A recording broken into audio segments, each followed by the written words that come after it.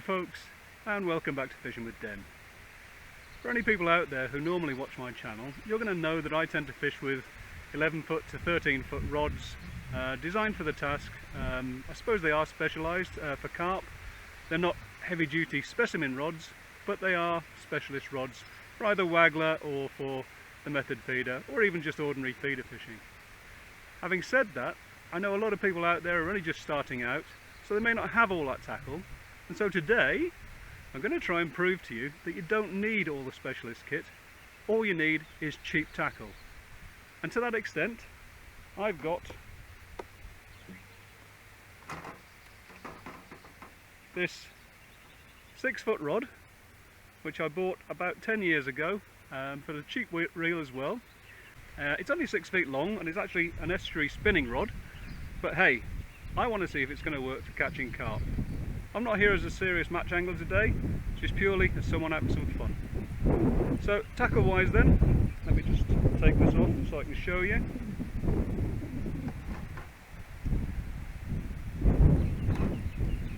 This is the float I made previously, the one that says make a waggler dirt cheap. I have modified it a little because I like to have different coloured tips, so I'll just put this long tip in here today. And now that just modifies it so it's a long tip and I can change the different colours if I want to. It's 3.5 AA shot, and those are mostly around the base of the thing with a slight gap.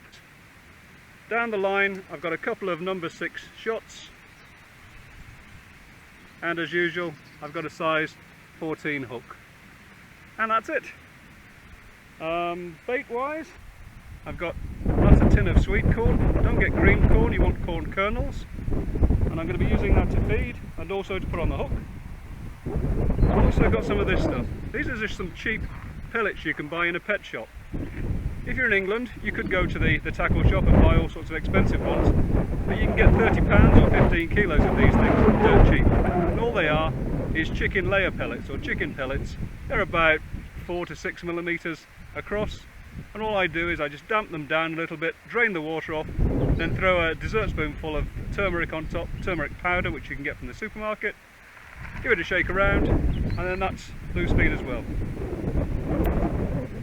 The only other thing I have today, let's put these out of the way. I've got some ground bait with me, normal stuff.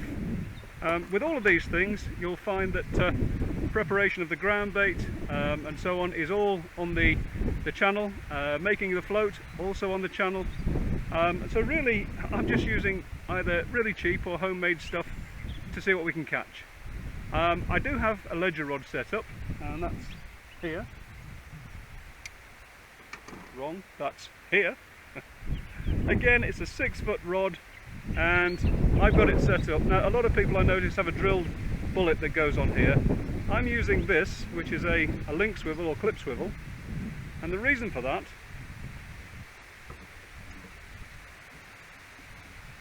is so I can be flexible. If I grab my tackle box, because it's a clip on here, I can just unclip it and change it to a different size of lead if I want to. And remember, these are round, so if you're fishing a river they'll roll. If you hit them with a hammer and they're lead, they will actually flatten out. If you're in the UK and they're made of tungsten, don't try hitting it with a hammer, you'll probably just crack the concrete. But the beauty of it is that I can take this one off, like so, and today I'm going to fish with a little cage feeder. And what that means is that I can fish by putting ground bait into the feeder and basically feed the swim through the feeder. There we go, nearly on. And so that's how it sits. Now, very often I would fish a method feeder, but if you don't have a method feeder, you may well have a standard cage feeder. And all I've done here, the same 6-pound line, gone down to a swivel. That's 4 or 5 inches of bottom. Again, that's probably about 5 pounds breaking strain. A size 14 hook. This one happens to have a stop on it, which is called a quick stop. And again, there is a video on how to tie one of these. I've just put a BB shot here to stop the thing from sliding down the line too much. But again, if a fish breaks me off above here, that will just move and the thing will pull off altogether. So it's just a safe rig for you to use wherever you are. Now I'm going to fish both of these today just so I can see what comes up. I really don't know what I'm going to catch, but hey, I'm going to give it a go. Other than that, tackle wise, the only tackle I've got with me today is this little box of bits and pieces. I've got a few floats in a box back there, but literally my normal box and all my tackle is back at home with the wife. Okay, let's see how we get on, shall we?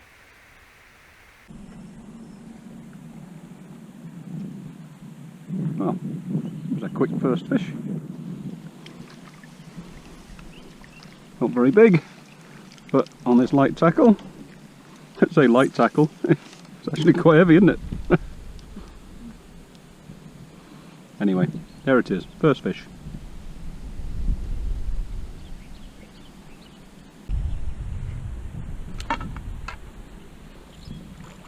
That went well. This is on the ledger rod.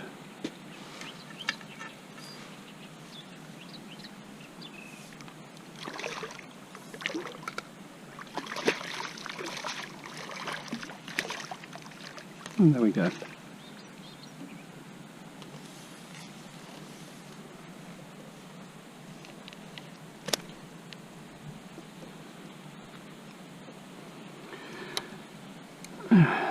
Well, as usual, hooked in the lip, and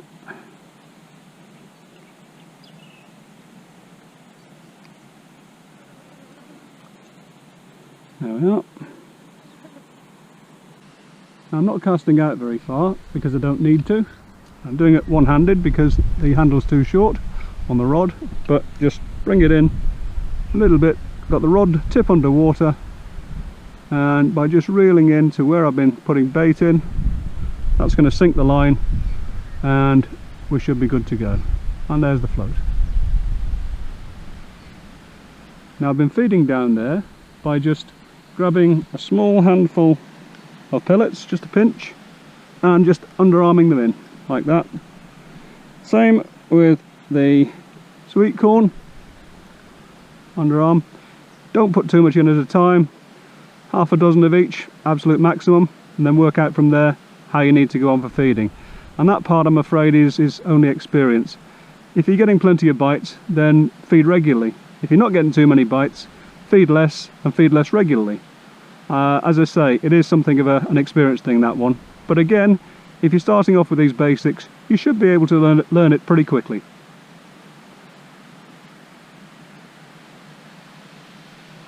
As you'll see, the float is taken down until I've only got about 1.5 centimetres, half an inch sticking out of the water. There's a little bit of the yellow band there so I can see very well, but the black sticks out well against that reflection on the surface there. Now I'm fishing so that my bait is on the bottom by about 2 inches. In other words, I'm 2 inches over depth, and if you're not sure what that means, have a look at the video about plumbing the depth of the waggler, and that explains everything for you.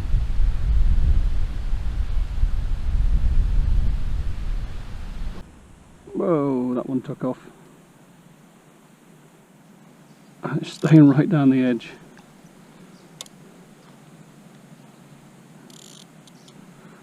And in fact, that lead shot I put on has moved because it's dragged itself through something.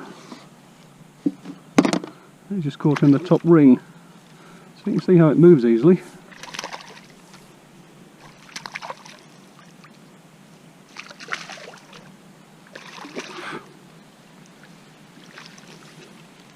Lots of flies today.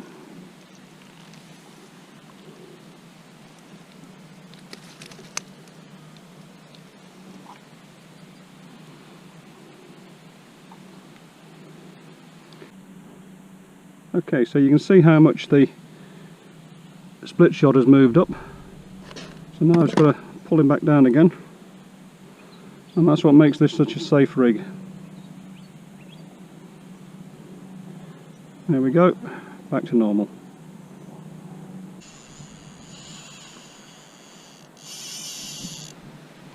This is bigger.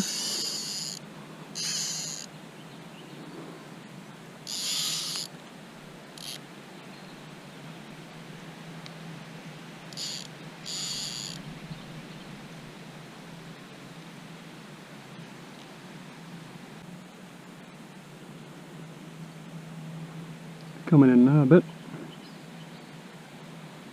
Try and not get him into the area where I've been fishing, but that's easier said than done with these things. They seem to go exactly where you don't want to go.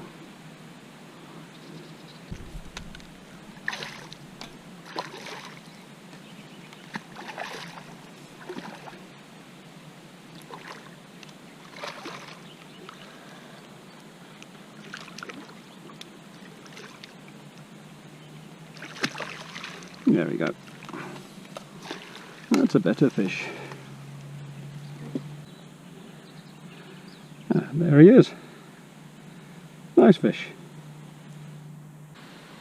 That was a line bite. Just ignore those.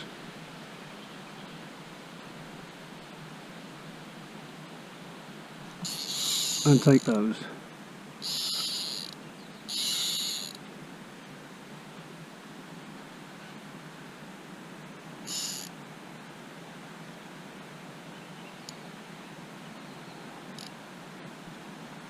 Don't pump it, don't force it, just steady pressure. If it wants to take line, it can.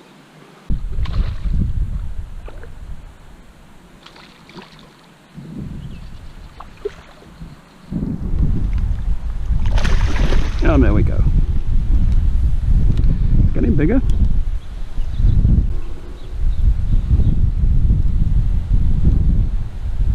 Lovely fish, beautiful condition.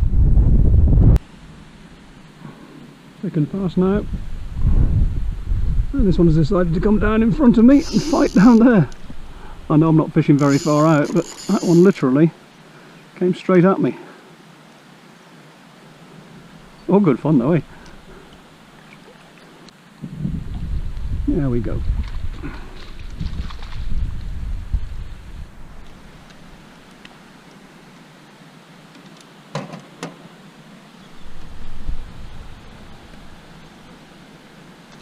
Marvellous hook, straight out, and another nice little fish. If you're not sure of anything I'm doing today with the waggler, then just go to the video I did some months ago on how to fish with the waggler, and that should explain everything that's a little unclear at the moment. I'm not going to go through it today because there's far too much to go into all in one quick video. One thing to bear in mind, if you've only got a 6-foot rod like me, then there's no point in trying to fish in a pool which is say 9 or 10 feet deep with a waggler. It's just not going to work. With a 6-foot rod, the maximum I would suggest you fish is maybe something which is 5 feet deep or less.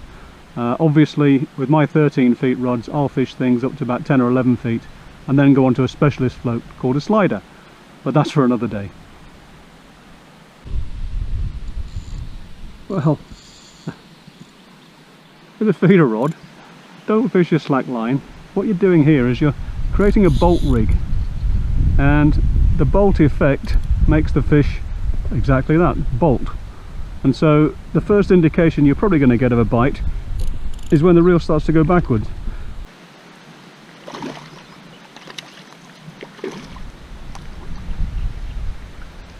Okay, then.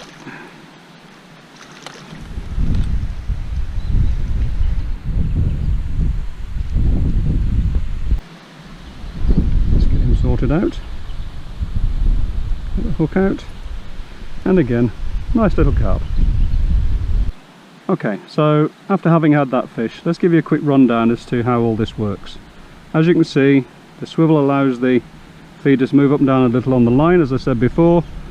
The BB shot acts as a stop, and of course this swivel is the stop at the other end. I'm going to put bait on. Now you could just use a slightly bigger hook than this if you wanted to, but I wouldn't go mad. I wouldn't be going into the realms of a size 6 or a size 4 or a 2.0 or whatever.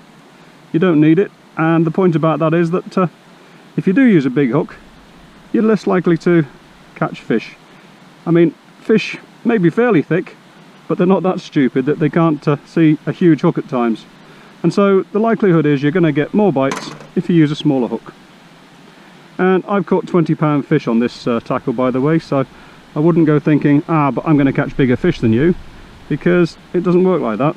So, take the feeder. This is a homemade feeder, by the way. I made this out of a piece of I think it was some stainless steel fencing mesh, a piece of strip lead, and as you see, I've just tied a swivel on with some 20-pound line. Right, put the feeder in to the ground bait, just pack it in tightly, whoops, and then we just cast out. Now, as it happens, it's tangled. As it happens, I've been casting out there for a while and getting nothing. But would you believe, I've just been throwing it down there and catching fish.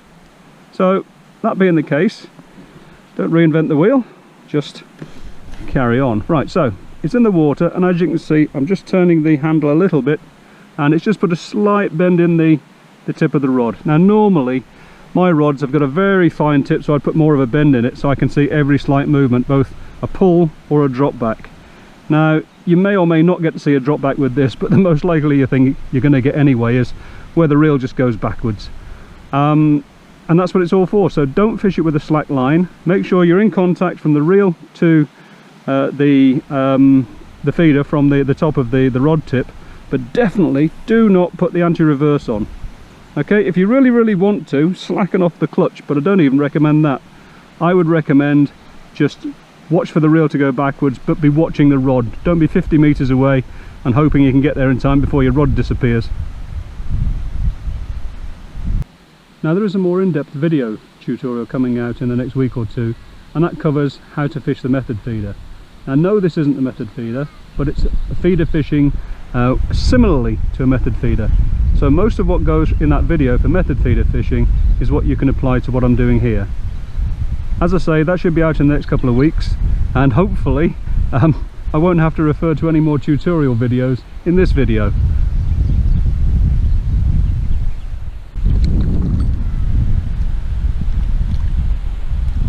Would you believe I didn't even see the bite on this one? I was turning around to look at the other rod and looked back and the float wasn't there. So, ho-hum. Bit smaller, but again, all very welcome.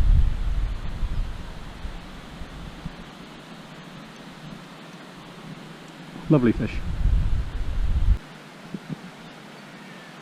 Something happening. Slight bob there. Don't strike at the little bobs, make sure it's a proper move. Something that goes under or goes to the left or right, but continues to do so. Yes. Oh.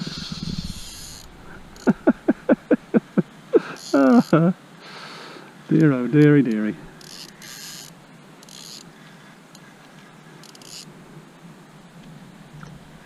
Well, that was good fun. He's certainly been taken off, hasn't he? Steady pressure, don't go mad.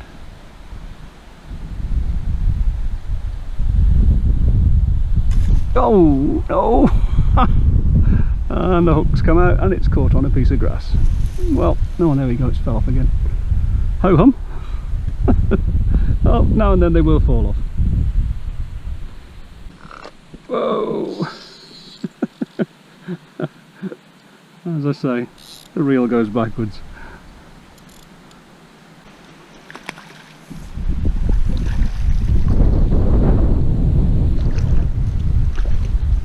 Oh, come out of there. There we go. We're in.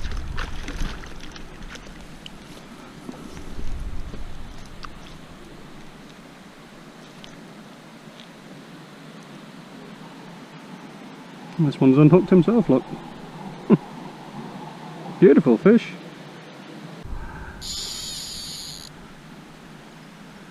Thick and fast now.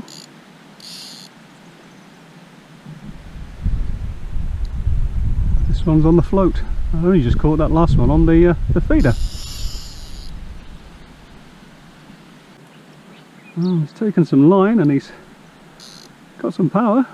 Don't think he's all that big, but this is great fun.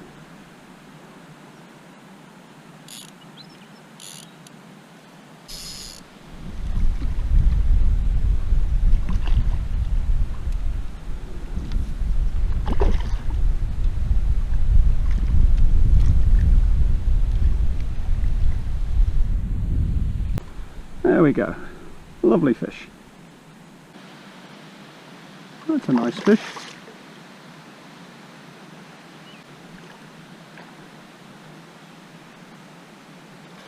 Oh, he's woken up now. Thought he came a bit easy.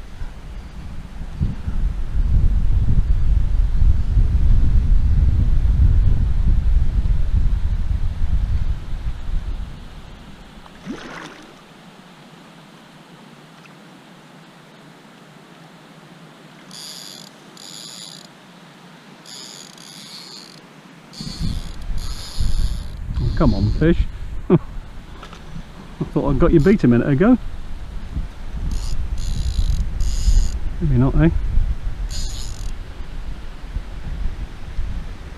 think he may well be the biggest one of the session.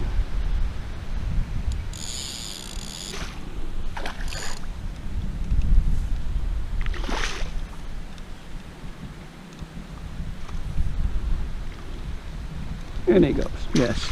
Oof. That's a good fish.